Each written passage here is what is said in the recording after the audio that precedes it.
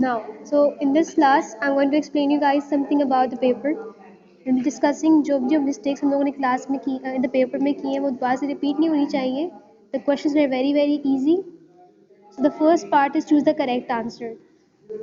First question: Bill is in the class of 15 boys and 35 girls.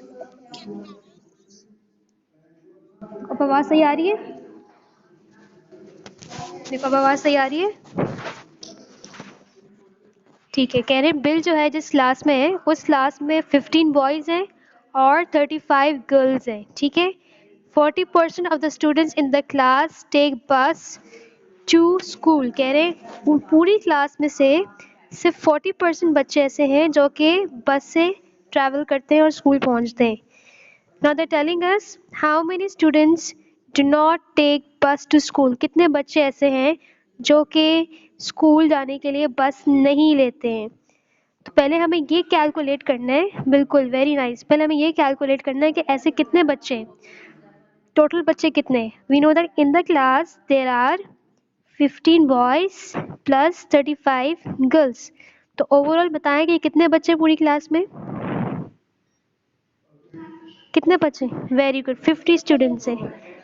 50 students हैं. 5 + 5 10, 1 carry, 3 + 1 4 + 1 5. 50 students हैं पूरी class में. ठीक है, अब वो हमें कह रहे हैं कि 40% इस 50 बच्चों में से, 50 बच्चों में से 40% बच्चे ऐसे हैं जो कि बस लेके स्कूल पहुंचते हैं. और कह रहे हैं पता लगाएं कितने बच्चे ऐसे हैं जो कि बस के बगैर पहुंचते. तो अब हम क्या करेंगे, हमें पता है कि 50% जो बच्चे हैं वो हमारे 100% स्टूडेंट हैं, यानी फुल बच्चे हैं. कह रहे हैं 100% में से सिर्फ 40% बच्चे ऐसे हैं जो कि बस लेकर स्कूल पहुंचते हैं. हमें पता लगाना है कि कितने परसेंट बच्चे ऐसे हैं जो कि बस के बगैर पहुंचेंगे. Very good, 60%. So minus 100%, 100% minus 60%, sorry, 100% minus 40%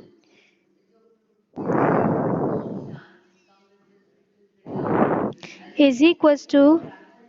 बेटा आपका कंसर्न ये होना नहीं चाहिए. Kindly please focus on the class. इसका मतलब है कि आप क्लास में आप उनको दे. So what I'll do is 60% multiplied by 50 students. इसको हम ओपन करके रखेंगे. 60/100 मल्टीप्लाइड बाय 50. 0 और 0 कट. अगर देखा जाए तो ये वाला 10 और ये 5 दोनों आते हैं सेम टेबल में, in the table of 5. So 5 1 is 5 and 5 2 is 10. अगर हम देखिए तो अब क्रॉस में यहाँ पे ऑलरेडी तमाम के तमाम नंबर्स सॉल्व हो चुके हैं. Now I can see up and down. So 2 और 60 they come in the same table, in the table of 2. When so 2 1s is 2 and 2 30s is 60.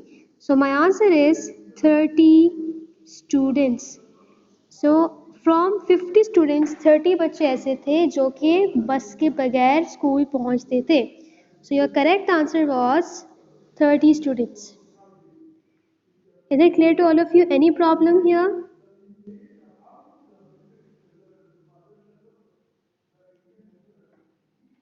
Is it clear to all of you? Okay, fine. Now part 2.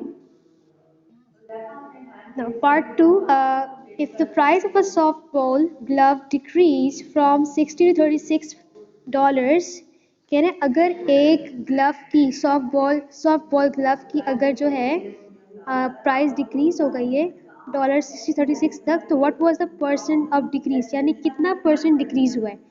हमने ये बात पढ़ी थी कि जब भी decrease होता है पहले हम डिक्रीज कैलकुलेट करते हैं. सबको फॉर्मूला याद होगा कि परसेंटेज डिक्रीज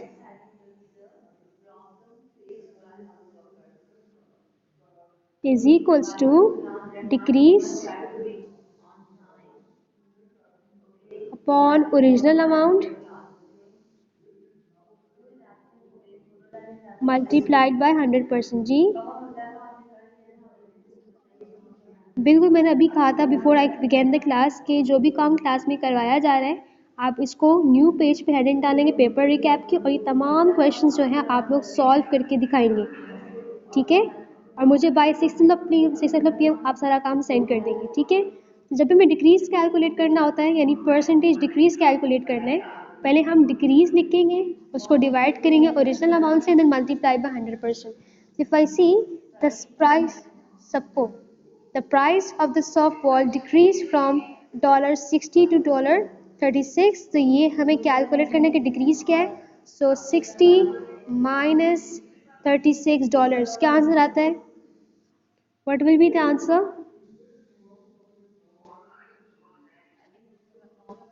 सबको, all of the students, either you are new or either you are old, everybody has to do it. 60 minus 36, what is the answer, who can tell me the answer, 60 minus 36,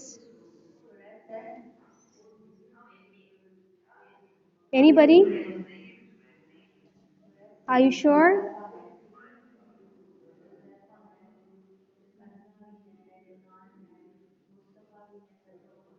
How many? Pakka?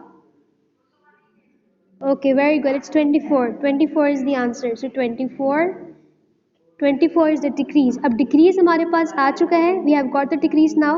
So अब उसको हम formula में लिखेंगे. So 24 divided by what is the original amount? Original amount हमारे पास क्या थी? जब पहली प्राइस थी. पहली प्राइस हमारे पास इसकी $60 थी. So $60 and then multiplied by 100%. Now zeros and zeros get cut. 6 and 10 both come the same table. 2 3s are 6 and 2 5s are 10.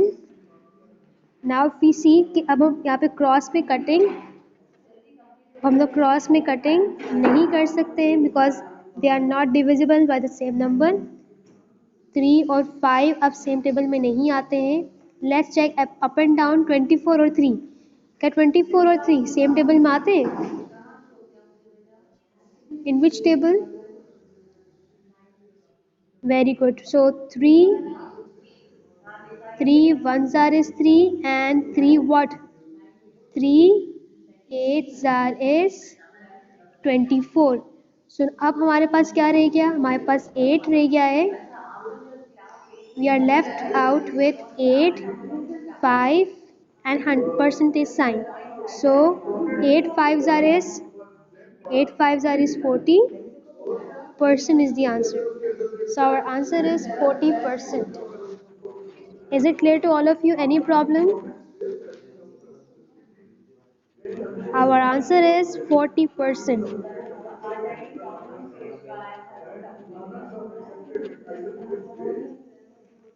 So 40% is the answer. You will be choosing the option C.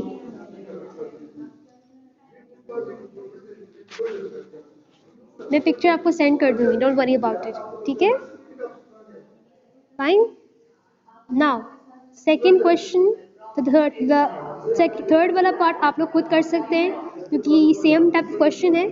अब मैं आऊँगी towards the fourth question. Fourth question बहुत आसान था लेकिन majority में पता नहीं क्यों आप लोगों ने मिस्टेक्स की.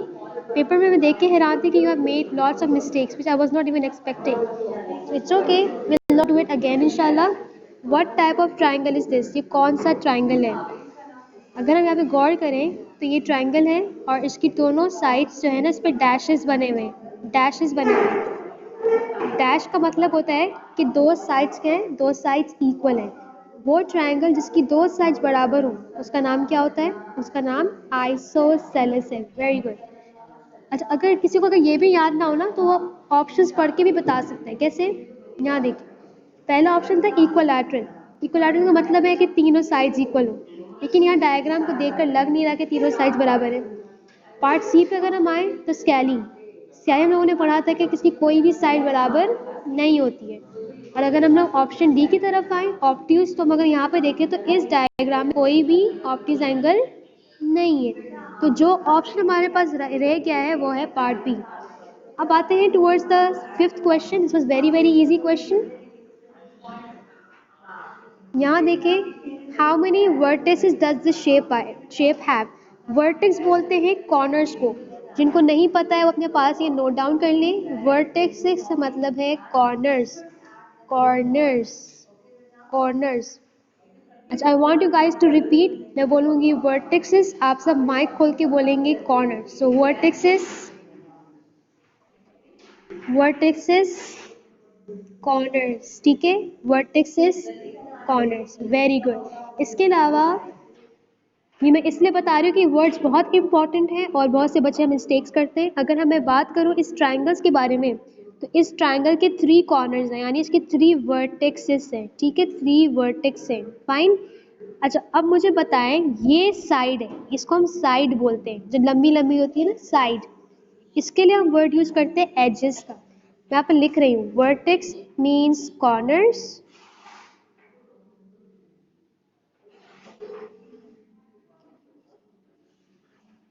प्लीज नहीं करें, and edges means side.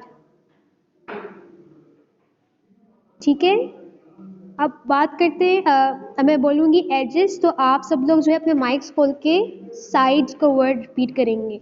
Edges,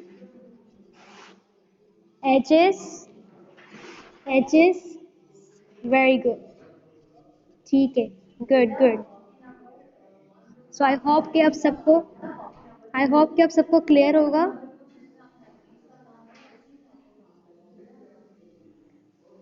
I think so everybody is all right. किसी को दौरा वोरा तो नहीं पड़ गया लाइव क्लास में?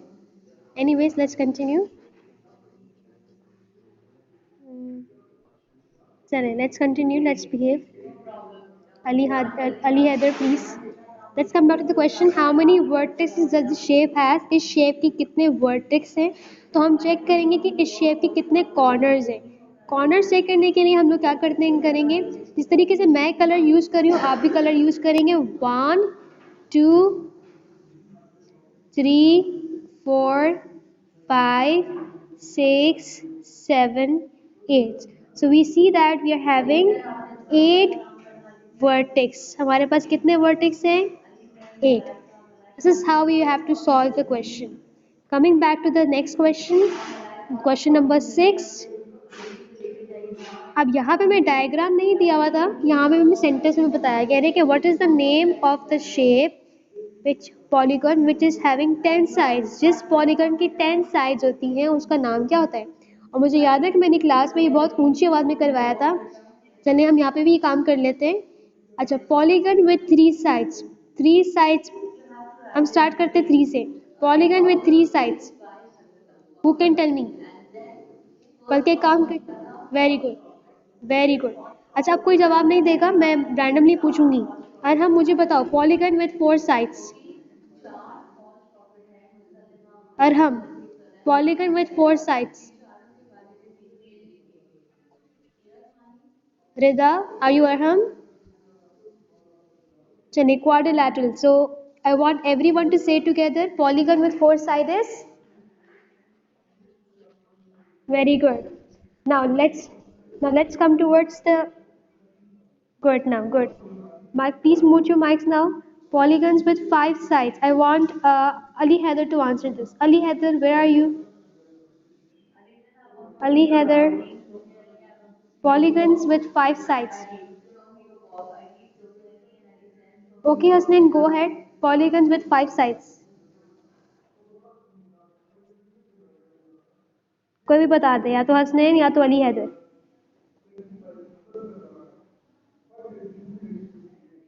Pentagon. Polygon with 5 sides is pentagon. I want everyone to say together. Say it together, everybody. Polygons with 5 sides is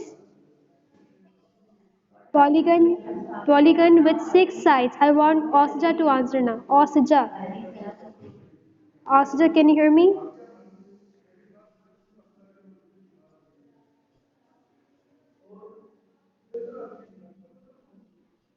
Very good. Polygon with 7 sides. Ayan.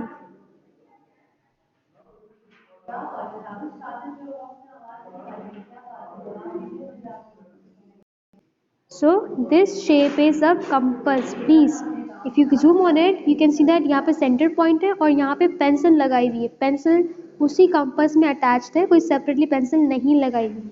So there are variety of types of compass. ये देखें, देखिए you can see here इसमें लगी हुई है, attached है, यहाँ पे पेन लगी हुई है, यहाँ पे कंपास अटैच्ड है, ठीक है, सॉरी यहाँ पे सॉरी पेंसिल अटैच्ड है। So there different types of compasses around and the correct answer was compass. Coming back to the next question, can you all see the screen now? All right, now which of the following construction is illustrated? Now look at this thing, जो ये diagram बनाया हुआ है ये कौन सी construction का diagram है? हम लोगों ने तीन तरह की कंस्ट्रक्शंस पढ़ी थी। एक हमारे पास जो था परपेंडिकुलर बाइसेक्टर था,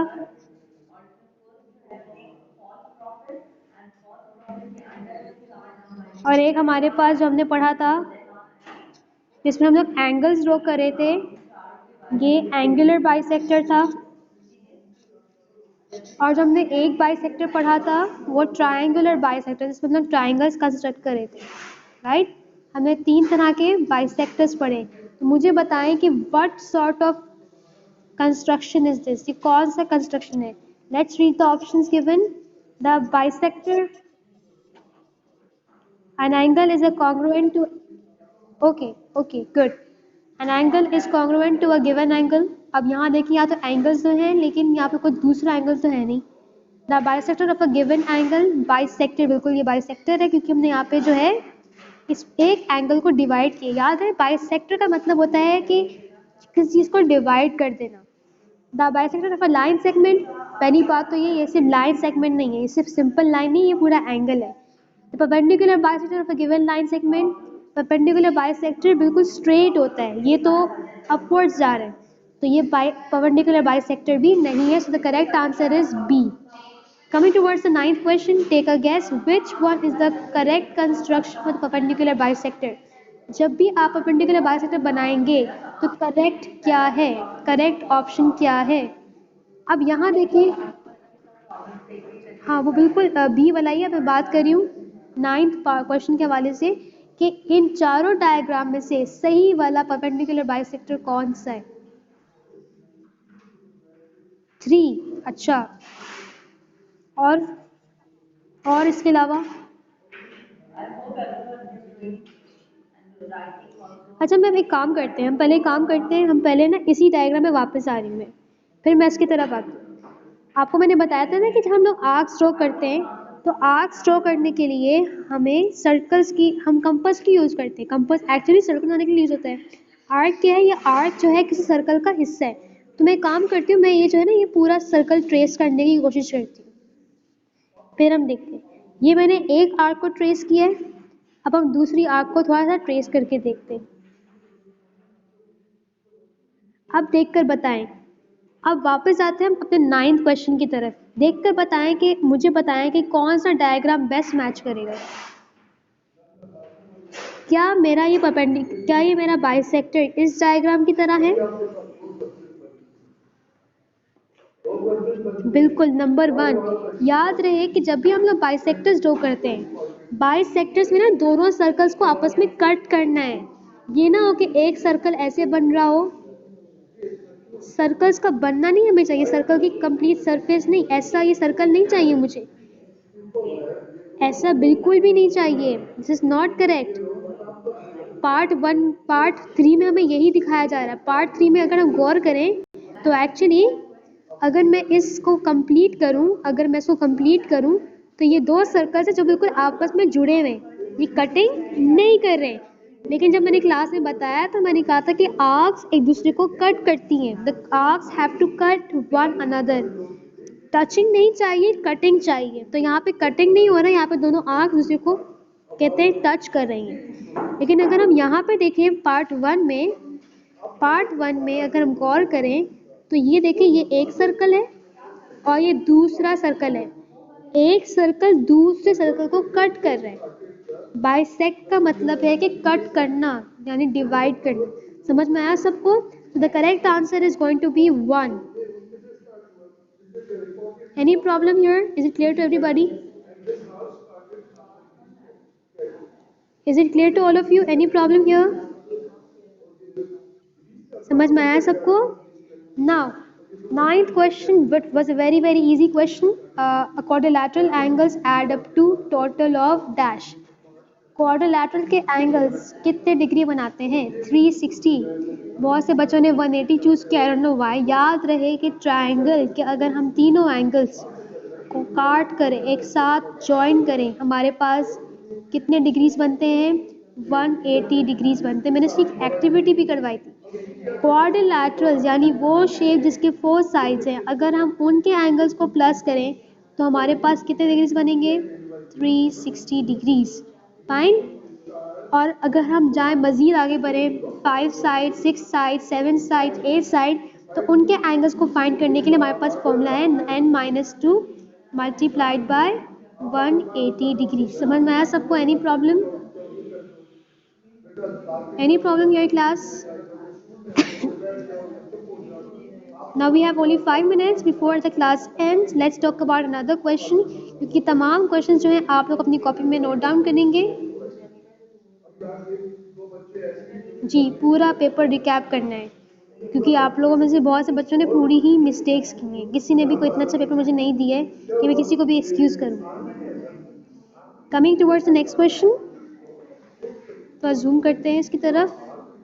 bill weights decreases from 64.8 kg to 69.3 kg. कह रहे हैं कि बिल का वेट जो है ना कम हुआ है. कितना कम हुआ है? पहले उसका वेट 64.8 kg था. 64.8 kg से उसका वेट 59.3 kg हो गया है. हमें क्या कैलकुलेट करना है? We need to calculate the percentage decrease. हमें डिक्रीज निकालना है, यानी से वेट कितना डिक्रीज हुआ है. अभी हमने फॉर्मूला लिखा था परसेंटेज डिक्रीज का.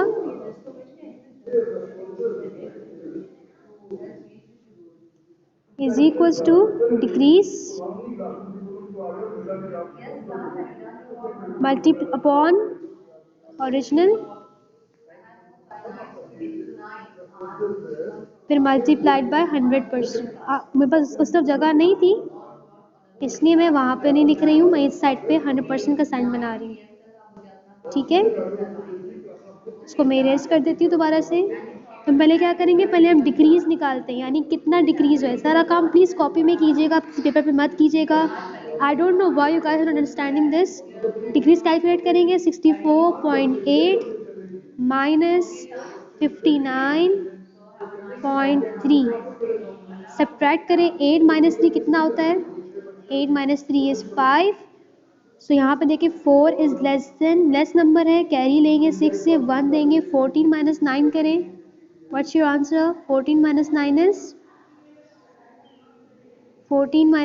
इज 5. और यहाँ पे 5 6 से हमने 1 लेके दे दिया तो पीछे 5 रह गया. 5 माइनस 5 इज 0.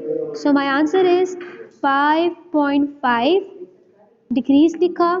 अब ओरिजिनल अमाउंट यानी इसका पहला वेट कितना था? 64.8 मल्टीप्लाइड बाय 100%. जब आप ये कैलकुलेट करेंगे जो भी आपके पास आंसर आएगा वो आपका डिक्रीज है.